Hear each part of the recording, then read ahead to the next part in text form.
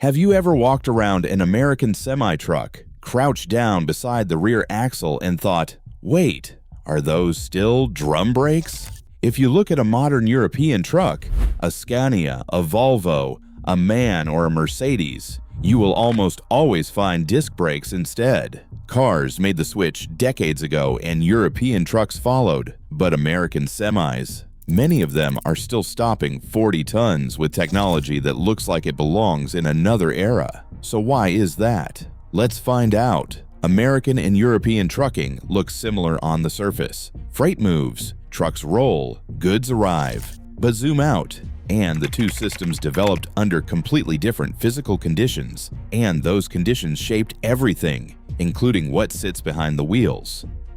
In the United States, long-haul trucking is exactly that, long.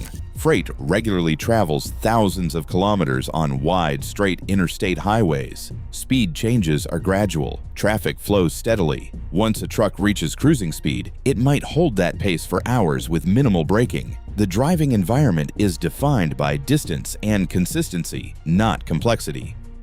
Europe is a different picture entirely. Trucks pass through dense cities, tight roundabouts, mountain passes, and road networks never designed for modern freight volumes. Speed changes are frequent. Braking is constant. Descents are steeper and more sustained. Those environments shape braking systems from the very beginning. When the United States interstate system expanded through the mid-20th century, drum brakes were not just common, they were genuinely correct for the job. Drum brakes excel at handling continuous loads. They absorb heat slowly, and they release it slowly. That means during long downhill grades, especially when paired with engine braking, they stay within a stable and predictable operating range. They were simple, tough, and forgiving. Despite dirt, water, and road salt, drum brakes kept working. A lot of people assume disc brakes are automatically superior because they replace drums on passenger cars. But heavy trucks play by different physics. In a car, braking is sudden and frequent. You need instant bite and rapid cooling. In a 40-ton truck, braking is about managing energy, not just stopping quickly. Discs heat fast and cool fast, ideal for performance driving, but a disadvantage under constant heavy load sustained over hundreds of kilometers. If there is one factor that truly explains American trucking's continued use of drum brakes, it is engine braking. Jake brakes and compression brakes are a fundamental part of United States trucking culture. Drivers control speed with the engine first, especially on long grades. Service brakes are a backup, not the primary tool. In Europe, stricter noise regulations and tighter roads limit how aggressively engine braking can be applied, shifting more demand onto service brakes, where discs perform best. In the United States, engine braking dramatically reduces heat buildup and wear, making drums more than sufficient. Maintenance economics sealed the arrangement. American fleets operate on razor-thin margins, covering massive mileages far from major service centers. Drum brakes last longer under heavy loads. They are less sensitive to corrosion, debris, and uneven wear. When they need service, they are cheaper to rebuild and more tolerant of imperfect conditions. Disc brakes require precise maintenance, higher replacement costs, and tighter tolerances, which is practical in Europe, where trucks run shorter routes and return to base on stricter schedules, but a harder proposition across the American interior. The infrastructure itself reinforced the choice. American truck stops and repair facilities developed entire ecosystems around drum brake maintenance. Parts availability is universal. From Montana to Mississippi, you can find drum brake components at any decent truck stop or parts depot. Technicians learn drum brake servicing as their foundational training. The knowledge base runs deep. Switching to disc brakes would not just mean changing parts, it would mean retraining an entire workforce and rebuilding a supply chain that spans a continent.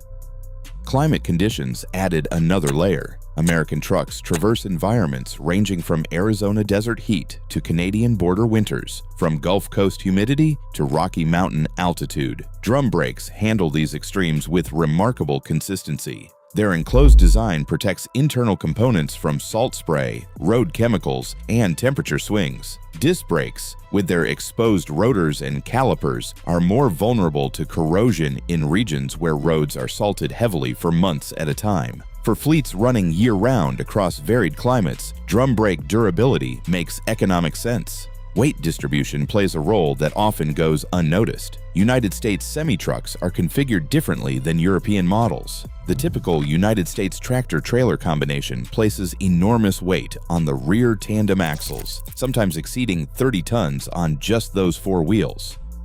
Drum brakes distribute clamping force across a larger surface area, handling sustained loads without the localized heat concentration that can warp disc rotors. When you are managing that much mass over that much distance, surface area becomes a thermal advantage, not a disadvantage. The aftermarket industry evolved around what already existed: brake reline kits, adjustment tools, and diagnostic procedures. Entire businesses were built on drum brake service. Switching technologies midstream would have disrupted not just manufacturers and fleets, but thousands of independent repair shops, parts distributors, and training programs. The economic momentum behind drum brakes created its own gravity, making any transition slower and costlier than simply improving what already worked. Regulation reinforced the split. European lawmakers pushed for shorter stopping distances, advanced integration of anti-lock braking systems, and electronic stability systems. Those are requirements that disc brakes meet more naturally. American regulators focused on outcomes. If a truck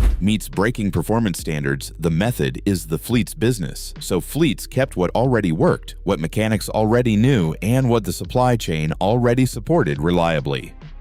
Driver preferences matter more than you might think. American truckers often spend weeks on the road, and they develop strong opinions about reliability. Many veteran drivers trust drum brakes precisely because they know how they behave under load, how they sound when they need adjustment, and how they feel through the pedal. That institutional knowledge, passed driver to driver and mechanic to mechanic, carries real weight in an industry where downtime costs money and predictability saves lives. The regulatory environment also shaped innovation pathways differently. European emissions and noise standards forced manufacturers to integrate braking systems more tightly with electronic controls, advanced transmissions, and hybrid powertrains, technologies where disc brakes offered clear advantages. American manufacturers focused on incremental improvements to proven systems, better drum materials, improved automatic slack adjusters, and more effective cooling designs. The result was evolutionary, not revolutionary, but highly effective within the operational context.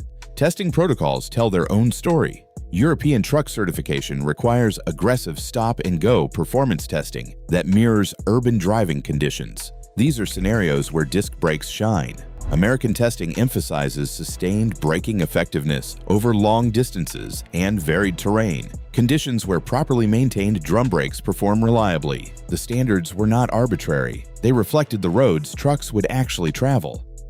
Cost calculations shift dramatically at scale. A single disc brake conversion might seem reasonable, but multiply it across a fleet of 500 trucks. Factor in downtime for retrofitting, retraining costs, inventory adjustments, and the risk of parts shortages in remote areas. And suddenly, the economics favor staying with drums until natural fleet turnover creates opportunities for a gradual transition. Fleet managers think in decades, not product cycles.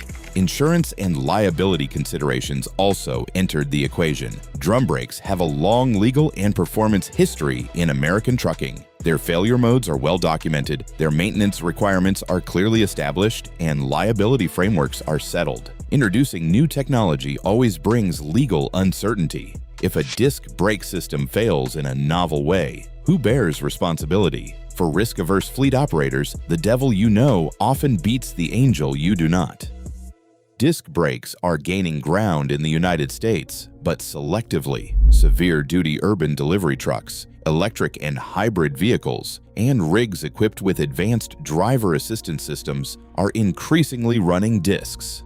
Electric trucks change the equation most significantly. Regenerative braking reduces service brake demand, and electronic control systems favor disc responsiveness. But for classic long-haul diesel trucks running coast to coast, drum brakes still make sense within the system they were built for.